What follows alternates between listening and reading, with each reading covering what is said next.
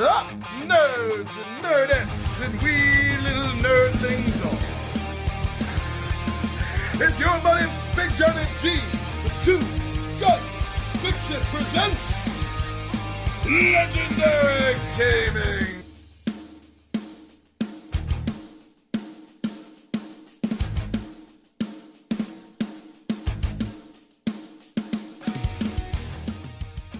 Here we are with another Tabletop Takeout Tuesday, my friends. Alright, so for this one, we're going to be going deep into space, and we're going to be chucking as many dice as we can get our hands on.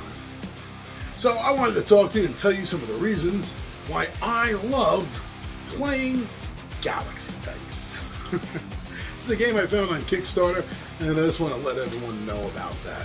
Just like I want to let everyone know, if you want to help support us, we have the Zazzle store with some pre-made designs for shirts, hats, mugs, socks even. So go take a look. Maybe there's something that you like, and it's a nice way to show us a little support. But with that being said, my friends, why don't we get right down to the table and start things off.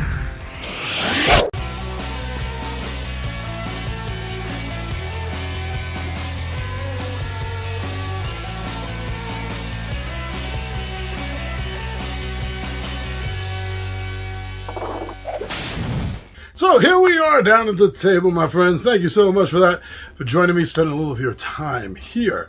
So Galaxy Dice is a game I found on Kickstarter, and it's a 1 to 4 player game. Ages 13 and up is the suggestion for it, and they say it should run 45 minutes or less.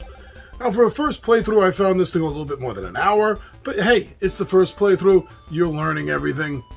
It's to be expected. The suggested times I've always found to be meaningful once you know the rules and you're not stuttering your way through a first game or two, and you know what you're doing.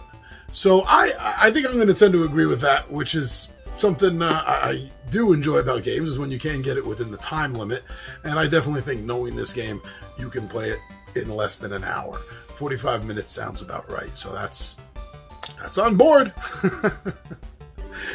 Now that I got that over with, let's talk a little bit more about the meat of this game, or the tofu. I don't know what your preference is. But at its core, what this is the designer's a love letter, literally, to 1980s, 90s style arcade games, the shooters, especially like the scroll up kind of shooters. And it shows his love for this particular genre, theme, this setting, this era, right, of gaming definitely comes through, I think, and shows in his game. And I'm glad I bought it, because look at me. That's me. That's my time period here. I couldn't tell you how many damn quarters I sacrificed to the arcade gods. It's insane. So I know exactly the feeling he was going for.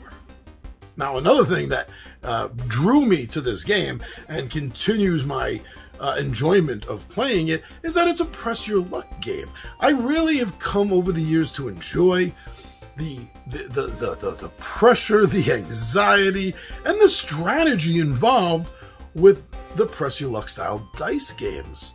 I'm always looking for a new one. I'm always looking to see how it's going to make me feel, because so far, pretty much all the press your luck games that I've played, I've enjoyed to at least some degree. And this is no different. It definitely delivered. And the dice that it uses for this are really nice.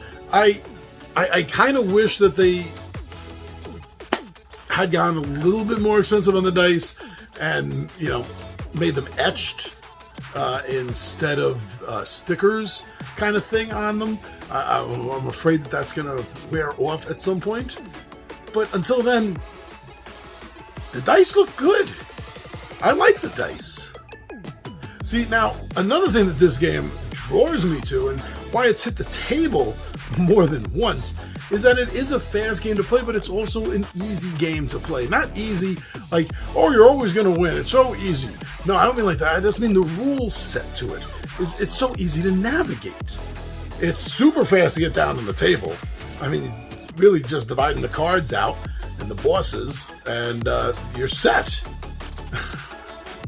And then after that, it comes down to challenging a world, which is the cards, and rolling the dice and re-rolling and re-rolling them again if you have to try to match and therefore defeat that particular card, that world setting. And they each have a point system, and then you eventually work your way up to the world boss. And you're scrolling up the entire time. Oh, I love it. It's great. It is such a flashback for me, a fun, really good, fun flashback. And it does kind of make me feel like I'm at the arcade again after all these years. I also like the fact that you do gain experience, so to speak, although we didn't call it that in these early arcade games, right? We didn't call it that, but you'll gain bonuses is really more what it's like, because when you defeat one of these world bosses, you're going to get a chance to grab, hold, and use for your future rolls a much better boss die. It's almost completely the same, but everything is doubled. So you get these cool, extra strong double effects from the roll. And that was so much fun. You know, and win or lose, and there's been a lot of losing on my side. Win or lose, I'm still having a good time playing the game.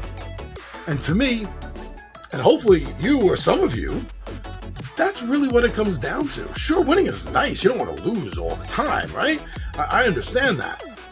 But sometimes, even when you lose, as long as it was a fun game, as long as you enjoyed your time playing, that's what it comes down to. And every time you lose, you learn something, and it makes winning potentially an easier target the next time you play. That's the best part about losing. You learn something. Pay attention to your loss. But it's fun either way. So I just wanted to drop this quick little video, let you know why I enjoy playing Galaxy Dice. Maybe some of these things have piqued your interest and you'd like to look more into the game. That's really cool. I'm glad I've been able to inform you about the game and some of the aspects of it that I find enjoyable. So please, if nothing else, at least look further into the game and make up your own mind. I'm your buddy Big Johnny G for Two Gun Pixie presents Legendary Gaming, and I